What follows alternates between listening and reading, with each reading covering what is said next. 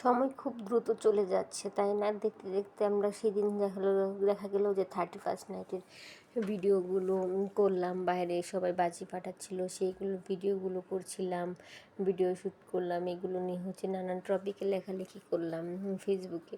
আর সময় কত দ্রুত চলে যায়, তাই না? দেখতে দেখতে কীভাবে একটা বছর চলে যাচ্ছে। এই তো নভেম্বর, তারপর ডিসেম্বর, তারপরে 25 সাল চলে যাবে, 26-এ আমরা পা রাখবো। আসলে সময় যে কত দ্রুত চলে যায় আমরা কেউ বুঝতে পারি না। এমনি দেখলে মনে হয় যে সময় যায় না, কিন্তু ক্যালেন্ডার দেখলে বোঝা যায় যে না, সময় কত দ্রুত চলে যাচ্ছে। এখন দেখা যাচ্ছে যে আমরাও বুড়ো হয়ে যাচ্ছি। একটা সময় আমরা ছোট ছিলাম, এখন আমাদের বাচ্চারা আস্তে আস্তে ওরা বড় হচ্ছে, ওরা বেড়ে উঠছে, আর আমাদের দিনগুলো কীভাবে আস্তে আস্তে চলে যাচ্ছে, তাই না? মানে এটা ভাবতে গেলে না কেমন যেন একটা খারাপ লাগা কাজ করে যে জীবনটা কত দ্রুত চলে যাচ্ছে। আর এদিক দিয়ে আস্তে আস্তে আমরাও যে বুড়ো হয়ে যাচ্ছি, আর আমরাও কদিন পরে মারা যাব।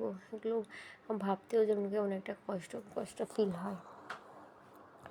তো কিছু করার নেই, জীবনের নিয়মে যেভাবে চলছে প্রজন্মের পর প্রজন্ম এটা এভাবেই যাবে, এভাবেই হবে।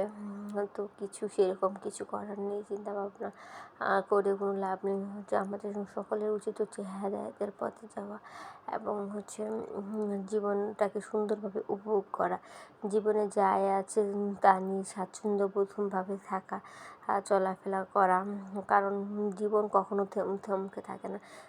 জীবনের গতিতে চলেই যায়। আমরা মাঝখান দিক দিয়ে অভিমান বা রাগ গুসার কারণে যে আমরা আমাদের সুন্দর মুহূর্তগুলোকে হারিয়ে ফেলি।